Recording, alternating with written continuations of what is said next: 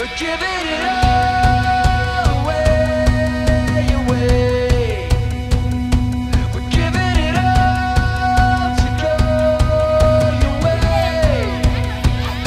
We're giving it all away. So at one of the schools we went to, I had a chance to lead this little boy named Sam to Christ, and I gave him a Bible, and he was looking through it, and he told me to read Philippians chapter 4, verse 4 to him.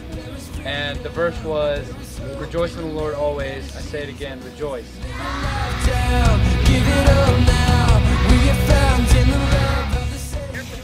This weekend with the Maasai tribe, I was able to befriend this girl, Neely, who's the bishop's daughter, and we were talking about the water and just what it meant to her, and she told me that the only problem they had was water. That was the only issue in their entire life.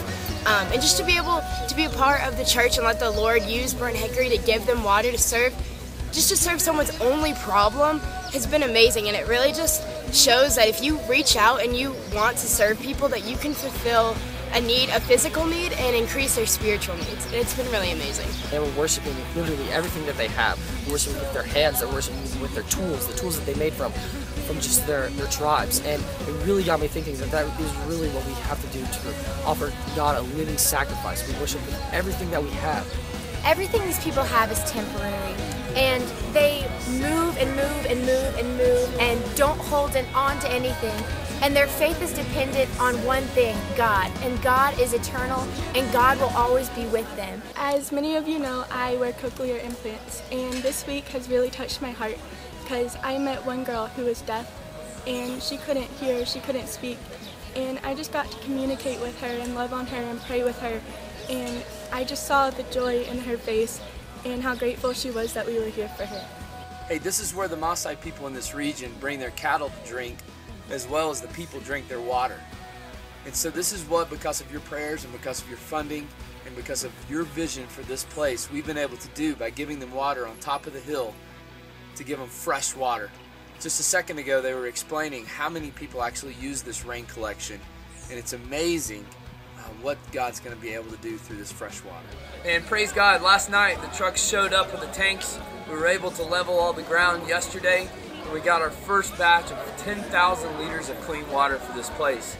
To get rid of the hole down in the valley, the animals can use that. The people can use this. They've already started coming this morning to use this water. Thank you, Burnt Hickory.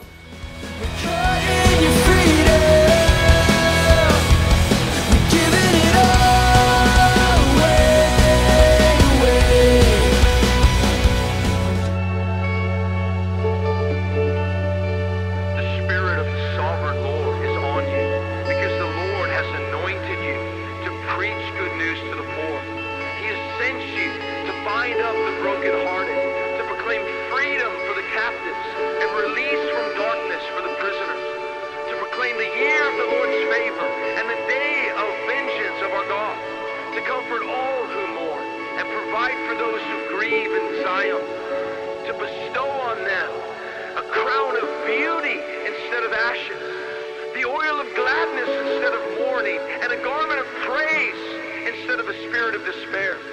This nameless, faceless generation, this army of the Lord, will be called oaks of righteousness, a planting of the Lord for the display of His splendor. They will rebuild the ancient ruins and restore the places long devastated. They will renew the ruined cities that have been devastated for generations.